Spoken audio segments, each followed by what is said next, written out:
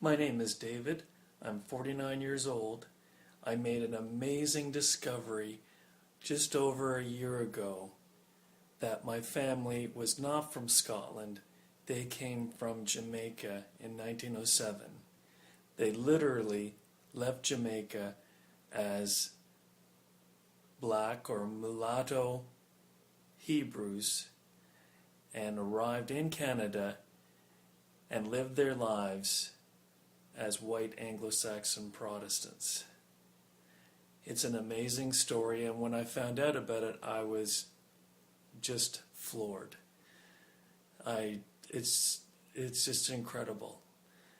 And what I would like to do is find out where they came from, why they left in such a hurry, and see if there are any lost relatives back in Jamaica. I think I've inherited a lot of traits from their side. They were very industrious, very business-like people. But I'd like to see the other side, where they lived, how they worked, the kind of lives that they lived, and the people that they may have left behind. I just keep thinking, and there is a story that possibly they left a girl behind because she was black and they couldn't bring her with them. I don't know if the story is true. I'd like to find out if I do have any relatives there. I hope that they wouldn't have done that. But that has been an obsession of mine for the past year, ever since I found out about this incredible story. So this is my audition video.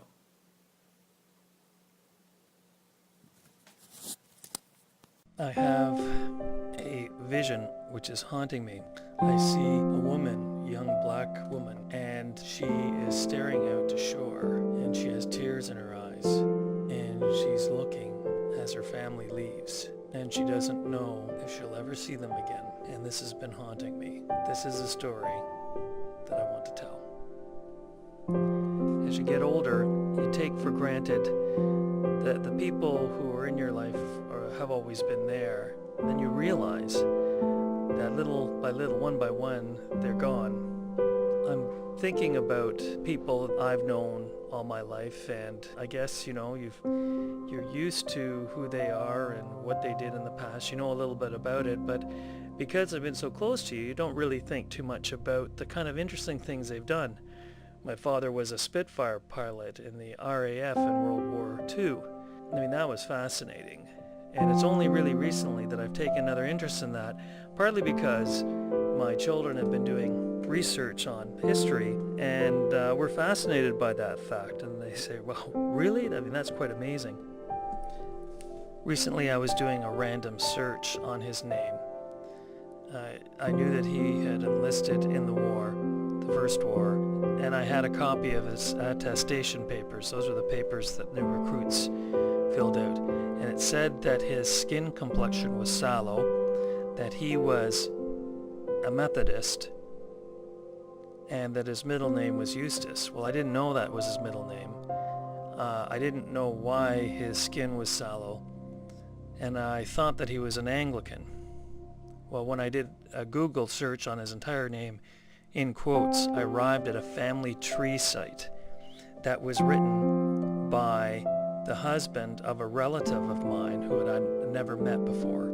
She lived in Chicago, Illinois, and she had made a discovery 20 years ago about a family secret, our family secret.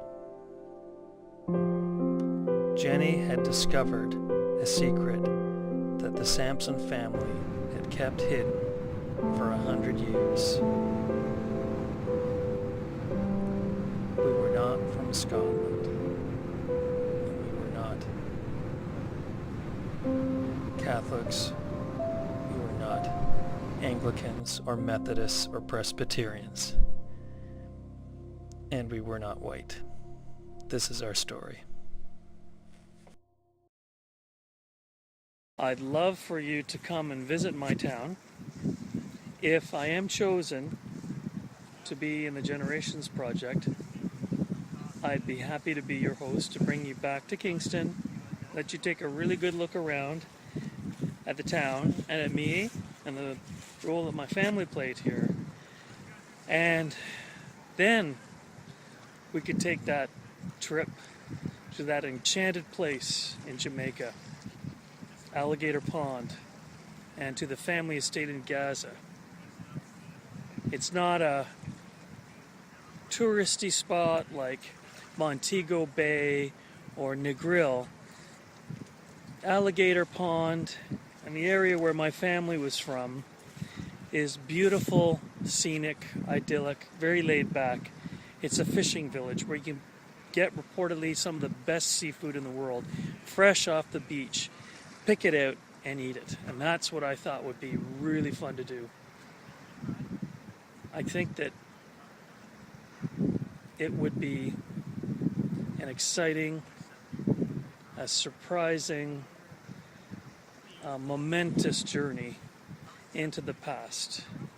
And I hope that you would choose to visit my family and to look at them. And I thank you very much for this chance. Bye-bye.